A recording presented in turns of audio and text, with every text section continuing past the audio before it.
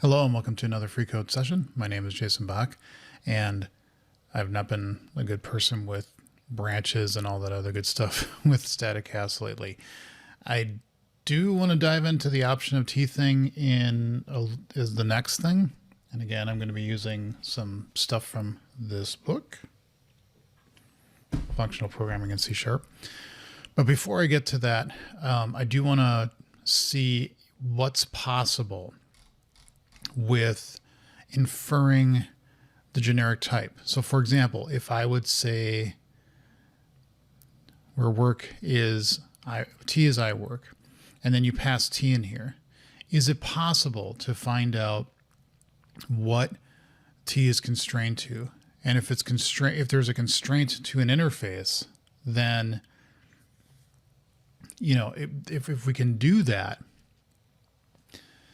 then we can just move on and say that's the type that we want to do some code generation for. If we can't, then I actually want to create a diagnostic. No, then I think I already have a diagnostic in place to say, if I come back up here, that would be in the StaticCast information. It'd basically be saying here, you know, if it's not of the interface type, or, you know, there's no constraints or something like that, then we'd have to change this just to be reworded to say something like the generic parameter type is not an interface, or it is not constrained to be of a interface type. So it's a Sunday morning and I'm a little sore today. I don't know if it's because of what I did with my self-defense class yesterday or what, you know, but yeah. I'm feeling a little, well, we were doing stretches where there were like one person, you'd be up against the wall and then one person would like kind of help raise your leg up, and then you'd have to hold it there for, like they'd hold it there for a while, and then you would try to push down against their hands, and then they would pull up just a little bit more. And we did that a couple different ways. And yeah, that now that I think about it, the one where they're lifting when your leg's up to the side, my left leg, I got a little bit of a cramp. So that's probably it. Ironically, stretching has made me sore this morning. Okay, so let's do that. So I've got this test here, and I believe we're in debug mode. Good, good, good, good. So what I want to do is let's actually go to the generator first. No, we don't. We want to come here. Okay, so let's go to the test. Let's run it. When I actually get to the breakpoint, we'll see what happens. Okay, so we're here. So let's step through. Oh, gotta give it the focus first. So the parameter type should be something like, oh.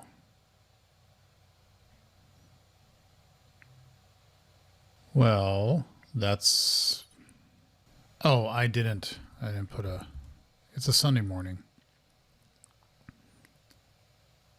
So you do realize it's an object and it's a T.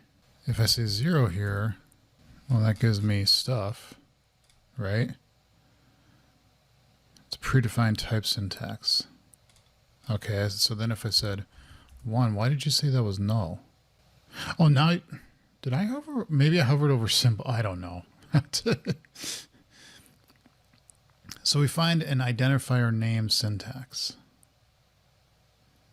Okay. And what this is probably going to give a null. Okay. So clear all. Well, let's do this. Let's say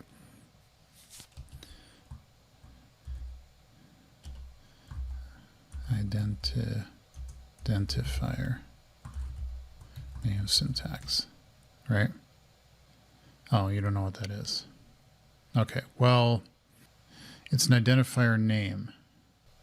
Is it a native integer? They finally have that in there. This is going to be interesting,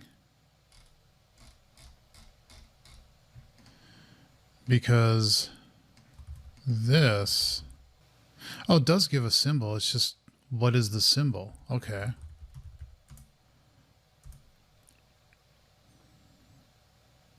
That's wonderful.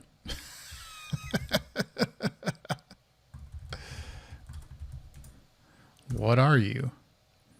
You're a type parameter symbol. Oh, well, so I think we're going to need a helper method to say, here's the node. Now go tell me, it'll be a little interesting. If I say here,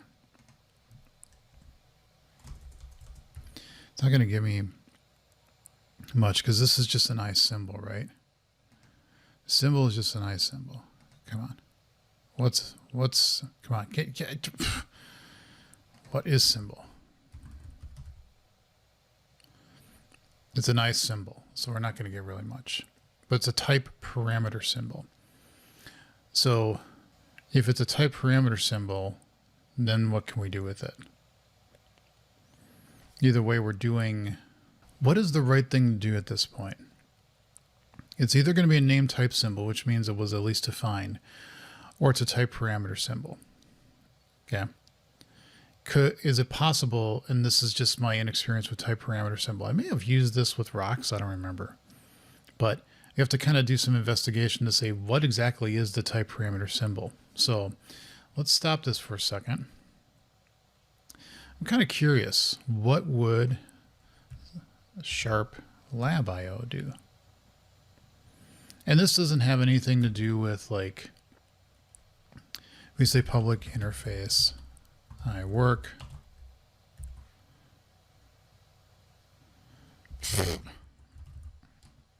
And then we have something here that says public static class use work of T, where T is I work. That's wonderful. You run, but what we want to see is the syntax tree. Specifically, we want to see T here. Oh no, we want to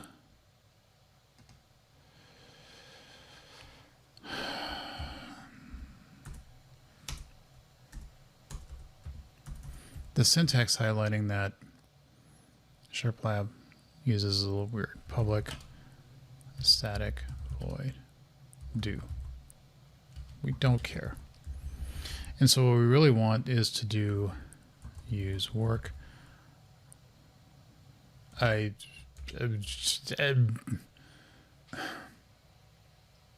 a Sunday morning. I've only had like half a cup of coffee. And I'm really struggling right now. Yeah, so you'd want to just do public static class static cast TS. We don't care. We don't care. We don't care. We don't care. Static cast. Well, we need something in here, right? Public static void foo.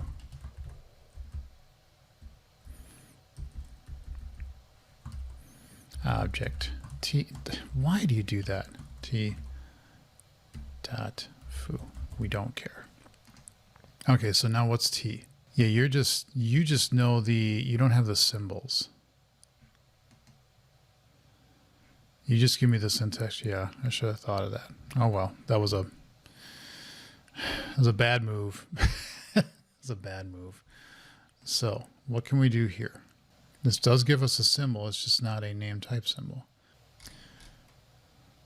Okay, let's just, we're in play mode right now. Private static void examine parameter type.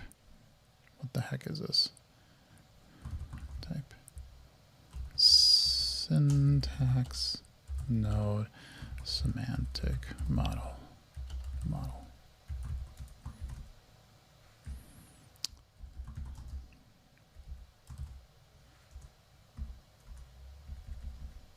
Why is this barking?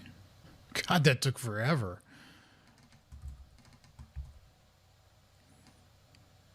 So we want to say if, just say symbol for now, symbol is type symbol, then we would do something. Okay. We could say I symbol here. Just return I symbol. No. Okay. Else. I gotta do a little bit more.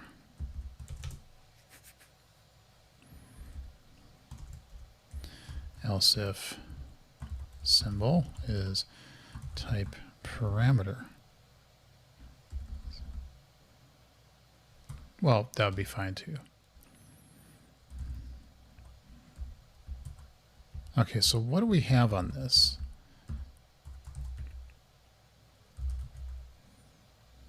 Constraint types. Ooh.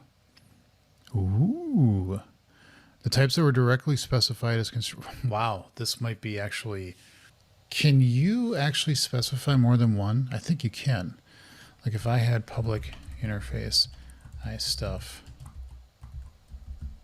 where T. Yeah.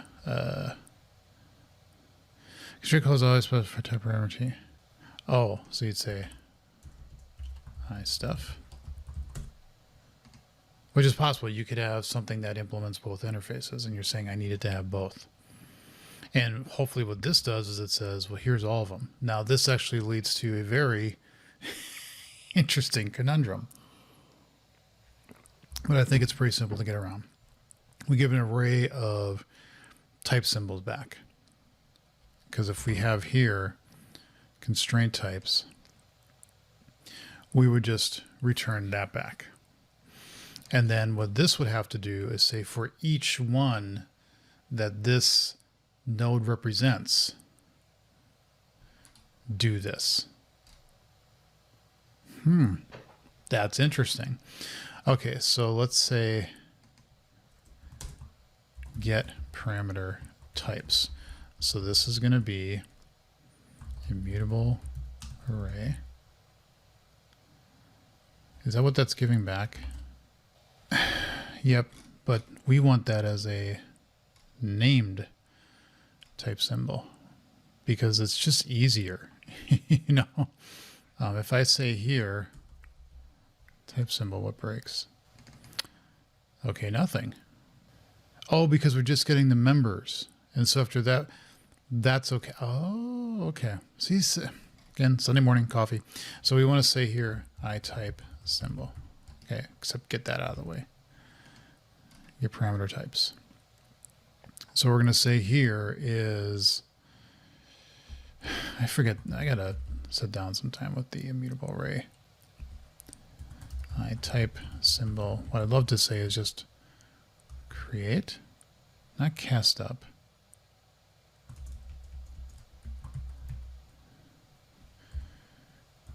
Create by type symbol. Yeah, so you can give it one item. Okay, that actually is nice for this perspective. Then we'll return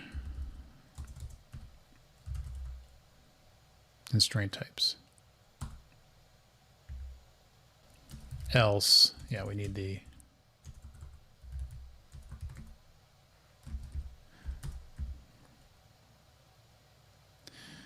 no. You had it, immutable. Thank you. Now, I'm kind of curious. Is this going to be smart enough to say create a, can I create a switch? Oh, that's beautiful. Come on, that's gorgeous. And I can turn this here to that. Get rid of this, say, make an expression body member. Put that down there. Oh, love it. Love it. Absolutely love that. Okay, so then here what we want to say is we're going to have symbols. And let's pack this up down below here. Okay. And what we're going to say is StaticCast information, get parameter types. And what are we passing in here? Cast to parameter type and then the model. Okay. And then what we're going to say here is for each var cast to, well, we can do this in that. Okay. And then we're going to, how much do we copy here? All that. There. And it's just that simple. So this should now need that, because all we're going to say is the constraint of an interface type. Now the interesting thing here is, and we can't say we just got one, because we may not know, like, did it come because we knew directly what the type was? But I think here,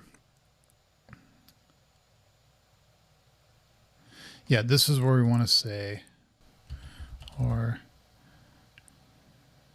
it is not constrained to an interface. Okay, that's sort of useful. So then if it was, so let's see what happens here. Okay. Let's come back to this test down below, because this is what was actually doing the inference. Let's see what happens. Okay, so let's step in F11. F11. So we get the constraint types. There's one.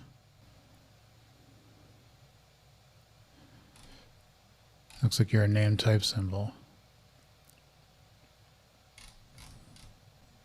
You are an interface. Nice. Okay.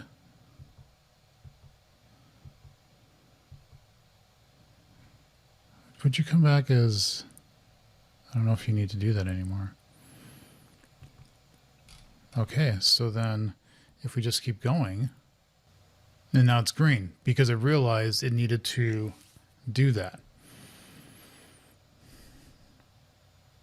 So what would happen if we have two interfaces here, where something would be like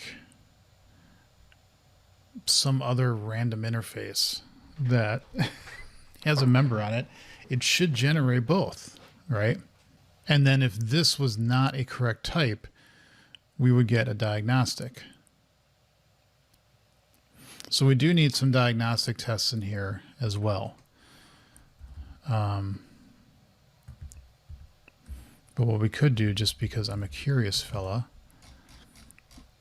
let's say here, generate with multiple constraints. So I have an I work here.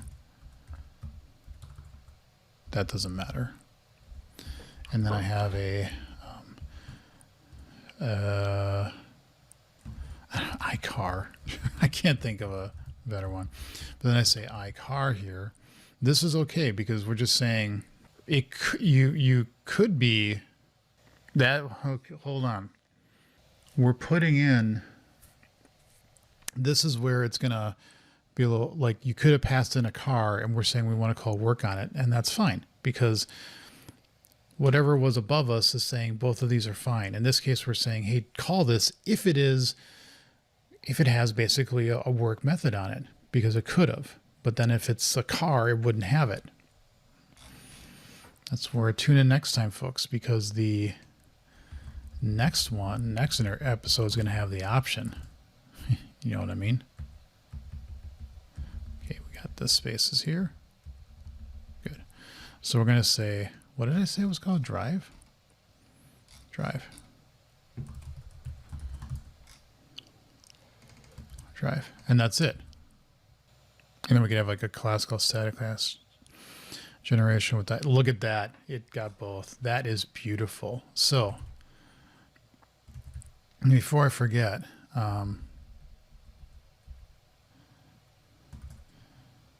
we want to have like a diagnostics, plural, singular. I can't think of a. And we're going to get rid of all this. We'll copy it back in. Let's say to do tests.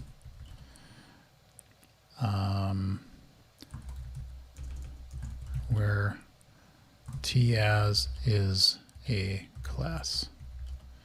Where TAS is constrained to a class. And then what's the other one? Interface has no static abstract members. Okay, I'm going to do that in the next episode, and then we will get off. We will get onto the option stuff. But I got actually kind of a busy day, so I don't know if I'll do that later today or some other time in the very near future. But I got to run a bunch of errands today and do some stuff. My family is going to be getting all new phones. I find that just to be a pain in the butt, but we have to do it. All their phones are just really old and creaky, and they need something that's a little bit better. So got to do that and then run some other stuff. So maybe I'll get back to this in the afternoon. So in any event, this is definitely good progress. This all should have been under a branch for the diagnostic stuff, but once I get these tests into place, then I'll get back on the right track with the option task. So thank you all for watching. Leave comments and questions below. See you in the next episode.